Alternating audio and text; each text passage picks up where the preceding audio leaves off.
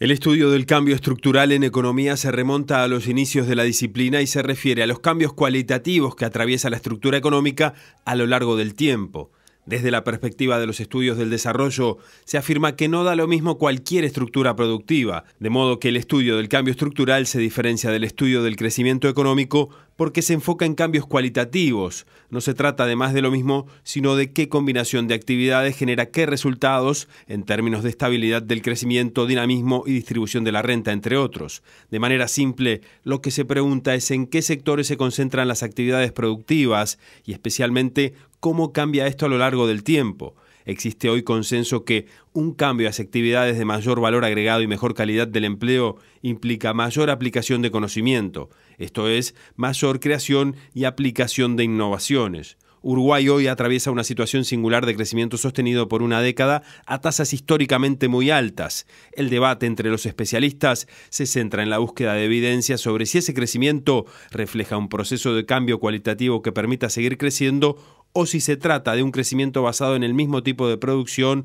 que dominaba antes la estructura productiva. De innovación y cambio estructural hablamos esta noche en nuestra columna de economía con los economistas Fernando Isabela y Carlos Bianchi del Instituto de Economía. A los dos muchas gracias por estar esta noche con nosotros. Muchas gracias. Bueno, comenzamos contigo, Fernando, si te parece. Hablábamos o escuchábamos del cambio estructural. ¿Por qué es tan importante y qué es? Bien, como decía el tape al inicio, cuando se habla de cambio estructural se habla de un cambio cualitativo, es decir, ya no importa solamente que crezca la riqueza, que crezca la producción global, sino que también se modifiquen los sectores, el peso de los distintos sectores en la producción, ¿no? Nosotros decimos que la estructura productiva no es neutral, es decir, no es lo mismo producir cualquier cantidad, digamos, 100 millones de dólares de software que producir 100 millones de dólares de bananas, por decir algo que no hiera a nadie en Uruguay.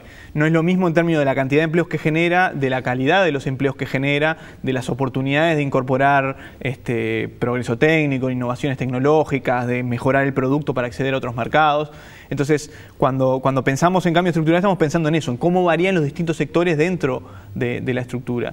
Y desde una perspectiva histórica es bastante fácil observar que los países más exitosos en términos de crecimiento a largo plazo son aquellos que tienen una estructura productiva diversificada, no dependen de un único o de unos pocos productos, sino que producen una variedad importante de productos y además que incluyen algunos sectores muy sofisticados, digamos, de punta tecnológica, por decirlo. Fernando, ¿y cómo ha cambiado la composición estructural de la economía uruguaya?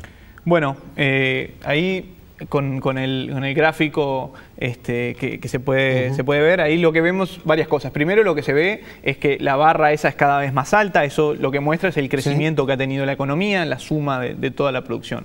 Si uno mira los distintos colores que representan los distintos sectores productivos, en principio se ve que hay una estabilidad bastante grande en el peso de cada uno de los sectores en el total a lo largo del tiempo. ¿Sí? Capaz que el cambio más importante para mencionar ahí es el sector que está en color naranja, que es transporte y comunicaciones. Ese sector, sobre todo guiado por las telecomunicaciones, ese sector que ha crecido más fuertemente y, digamos, el cambio más fuerte que ha habido en la estructura productiva ha sido por ese sector en particular, ¿no? Entonces, cuando uno lo mira en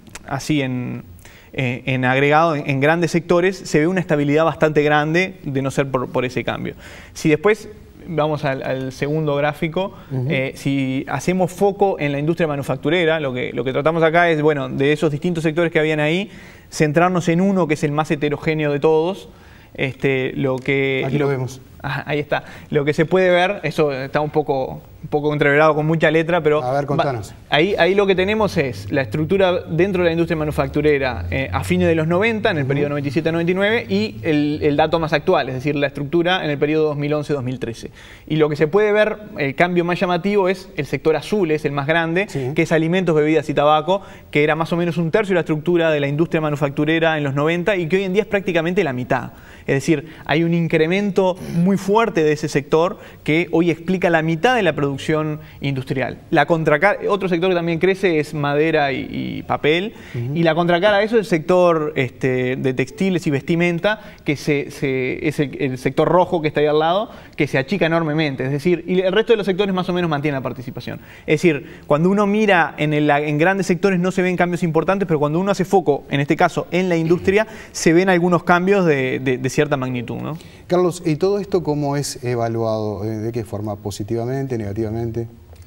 Bueno, realmente en eso es lo que estamos trabajando como grupo de investigación en el Instituto de Economía, y no es tan sencillo responder si es positivo, si tenemos evidencias positivas o negativas.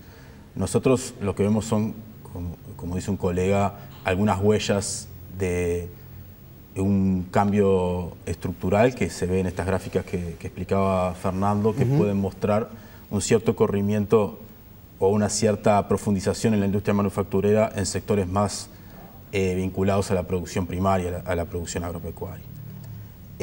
Si miramos específicamente la industria manufacturera, desde esta perspectiva de que el cambio estructural está asociado a los procesos de innovación y a lo que también decía Fernando, la incorporación de sectores de alta intensidad tecnológica, vemos que desde que existen mediciones, la situación de Uruguay desde el 90, mediciones oficiales del 98 para aquí, la tasa de lo que se llama la tasa de empresas innovadoras en Uruguay se mantiene en torno a un 30%. Ha cambiado poco, incluso hay una publicación muy reciente que muestra que ha decrecido un poco. Algo parecido, pero con mediciones con menos, más corto, con un plazo menor, ocurre en el sector servicios. Tenemos, sin embargo, una pregunta que va exactamente a lo que tú nos preguntabas, bueno, esto es bueno o malo. Yo creo, o nosotros creemos que acá el aspecto viene por identificar esos sectores dinámicos que mencionaba Fernando. Todos conocemos o todos hemos escuchado hablar en Uruguay sobre lo que ha sido el desarrollo del sector de TIC, en particular el sector de software. Existen otras experiencias muy interesantes, por ejemplo en biotecnología, pero lo interesante de estos sectores no es tanto qué empresas hacen software, qué empresas hacen biotech, sino que estos sectores se caracterizan porque tienen una gran capacidad de transformar y de dinamizar muchas otras actividades en la economía. Por eso es importante conocerlos. Por eso es muy importante conocerlos, y porque hay una pregunta que está en el debate académico y está en el debate a nivel más de política en Uruguay, que es ¿qué innovaciones escondidas hay en la producción agropecuaria, por ejemplo, la producción primaria? O dicho de otra manera, ¿cuánto se puede agregar de conocimiento a la producción primaria, sea papel y celulosa, sea carne vacuna o mineral de hierro, para que este producto tenga un valor diferente, se obtengan precios diferentes y, como decía el spot inicial, pueda generar empleos de mayor calidad? No es lo mismo el empleo que se obtiene únicamente por la extracción de un bien primario y su exportación en bruto, que toda la variedad de calificaciones que requiere la transformación de esto por la aplicación, por ejemplo, de tecnologías de la información, de la informatización y demás. Para cerrar, ¿cómo de alguna manera evaluamos el desempeño innovador de la economía uruguaya entonces? Mira, yo creo que en esto hay que ser bastante cauto. En primer lugar, porque la economía uruguaya, nosotros tenemos muy buena investigación en historia económica y nunca ha sido una economía altamente innovadora. En ese sentido, esto no ha cambiado sustantivamente. Sin embargo, lo que sí ha cambiado mucho, y es un indicador que ocurre en todos los países que se han desarrollado o que en su etapa de desarrollo han incluido profundas transformaciones tecnológicas, lo que sí ha cambiado es la inversión pública. Se ha multiplicado por 6 la inversión pública en ciencia, tecnología e innovación. Lo que no podemos esperar es que esta inversión pública de la noche a la mañana se transforme en una transformación en la estructura productiva. De lo que se trata, más en una perspectiva de cambio estructural en el largo plazo, es de pensar si este esfuerzo público, que de hecho es un esfuerzo de todos los ciudadanos, está orientado en un sentido que pueda, no solo, como decíamos al inicio, no solo ser un cambio en el crecimiento, sino un cambio cualitativo, y en eso es en lo que estamos trabajando. Muy bien. Les agradezco a los economistas Fernando Isabela, Carlos Bianchi por la presencia de ustedes esta noche aquí.